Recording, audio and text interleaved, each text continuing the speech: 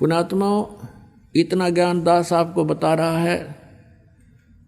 शाम को 3 घंटे सत्संग किया, वैसे भी 2-2 घंटे तकरीबन कोशिश करता हूँ कि हर तरह से हर पहलू पर विचार देकर, क्योंकि प्रत्येक सत्संग में बच्चे बदलते रहते हैं और पुण्यात्मा है वो लगातार रहते हैं उनके से, तो फिर पुण्य है ही नहीं किसी के, वो तो रंगे जाएंगे भगवान के रंग में। लेकिन जो थोड़ा समय प्राप्त होता है उनको भी दास चाहता कि सब तरह के मिश्रण साथ एक बार खिला दूं ताकि इनको कुछ विश्वास दृढ़ हो। तो इतना ज्ञान दिया जाता है। इसका उद्देश्य ये नहीं है, नहीं तो आपको नाम दे दूं और तुम ऐसे करो, ठीक है, वो छोटे मोटे राह तो आपको मिल ही जाएंगे, लेकिन आप यहाँ दृढ़ नहीं हो सकते। ज्ञान के बिना आप यहाँ रुक नहीं सकते, और ज्ञान से ही आदमी को पता चलता है आत्मा को कि कौन सा अहित है और कौन सा हित है।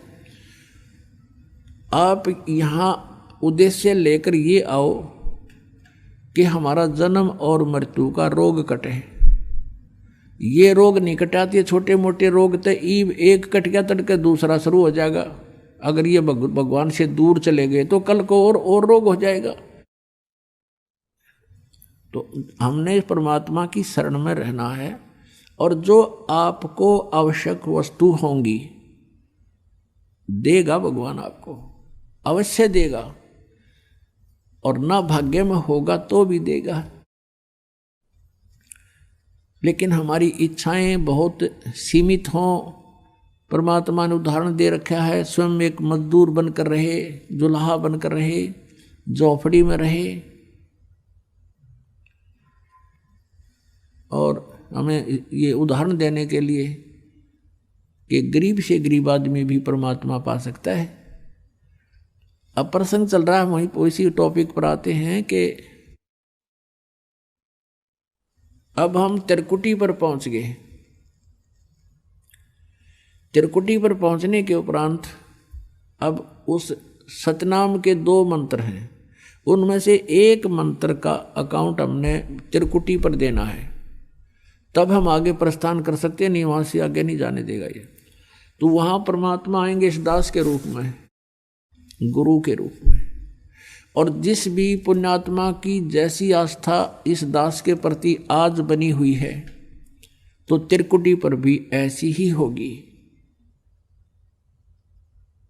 इसलिए परमात्मा कहते हैं, गुरु मानुष कर जानते ते नर कहीं अंधे हैं वो, और महादुखी संसार में फिर आ गई हम के फंद। आपने गुरुजी को परमात्मा के तुल डील करना है। ये दास भगवान नहीं है, मुझे अपनी औकात का खूब पता है, लेकिन आप जी ने इस दास को एज ए रिहर्सल और इस जन्म मृत्यु के रोग की इस प्रॉब्लम को सोल्व करने के लिए, हल करने के लिए मानना पड़ेगा गुरु जी हमारे भगवान हैं। अब जैसे एक ऋण, गणित के अंदर ऋण का एक प्रश्न आता है, उसमें मूलधन ज्ञात करना होता है। वो मूलधन करोड़ों अरबों का होता है, रुपए का। उस करोड़ों अरबों रुपए के मूलधन को प्राप्त करने के लिए सपोज करना पड़ता है, मानना पड़ता है, मान ले मूलधन 100 रुपये, और फिर उससे हमारी वो प्रॉब्लम सोल्व हो जाती है। फिर उस 100 रुपये मूलधन नहीं है, लेकिन 100 रुपये मूलधन माने बिना वो उस प्रॉब्लम हल नहीं हो सकती, वो प्रश्न हल नहीं हो सकता। और 100 रुपये मूलधन मानते ही वो प्रॉब्लम हल हो जाएगी, और वो मूलधन मिल जाएगा जिसकी हमें तलाश है। तो इस दास को आप जी ने गुरु को सपोज करना पड़ेगा, गुरु इज गॉड, और ऐसे नहीं मानोगे तो आप फिर जहाँ भगवान होगा इस दास के रूप में, क्योंकि परमात्मा ने आपके पहचानो। अगर दूसरे रूप में खड़ा होगा तो आप बात भी को नहीं करो, और इस दास के रूप में आएगा तो आप जाते ही दंडवत प्रणाम करोगे, जैसी आपकी आस्था, यानी वो फिर अंतःकरण देखेगा।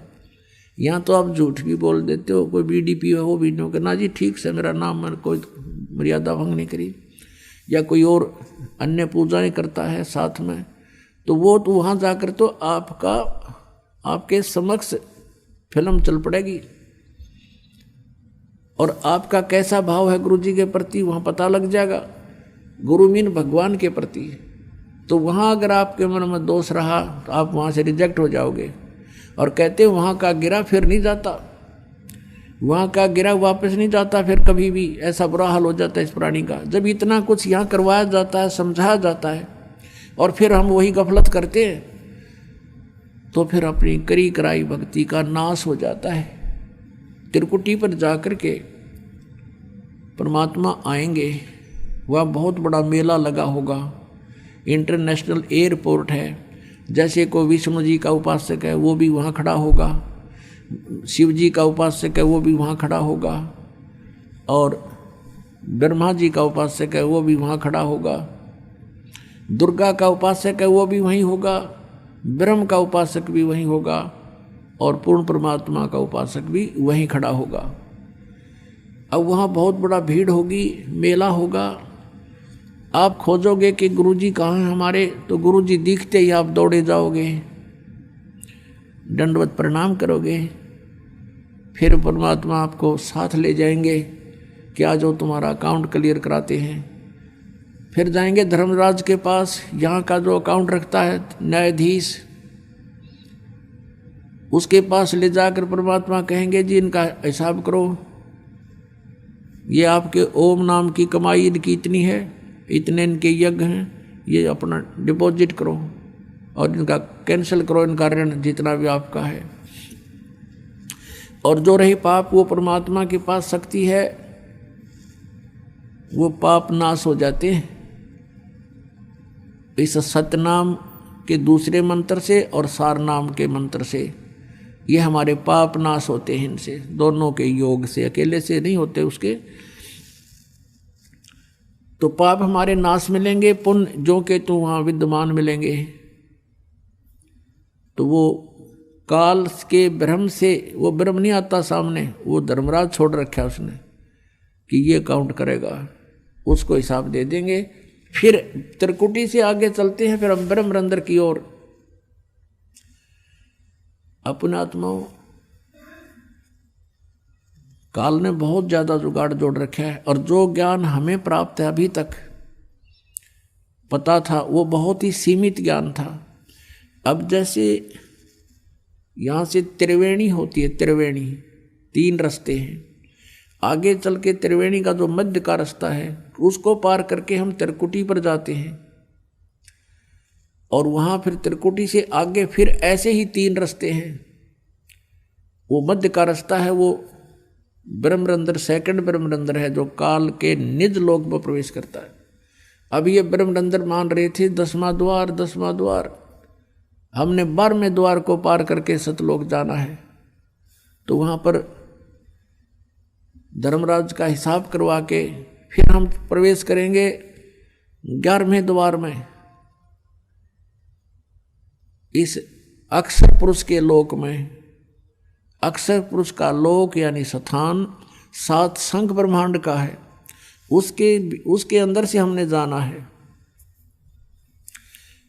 तो उसका ऋण हमारे ऊपर, वो सिर्फ इतना ही टैक्स हो जाता है वहाँ से वहाँ तक जाने का, उसका किराया है सतनाम के दूसरे मंत्र का जो तत्व है उसका।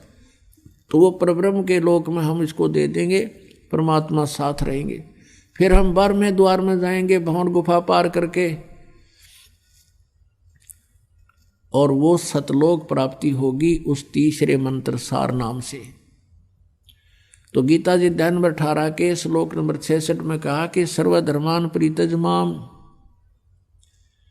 एकम शरणम व्रज, मेरी सतर के सभी पूजाएं मुझे छोड़ दे, मुझे दे दे, फिर उस एकम सर्वशक्तिमान की शरण में जा। तो इस प्रकार व्रज माने जाना है, आना नहीं है, ये गलत अनुवाद करके।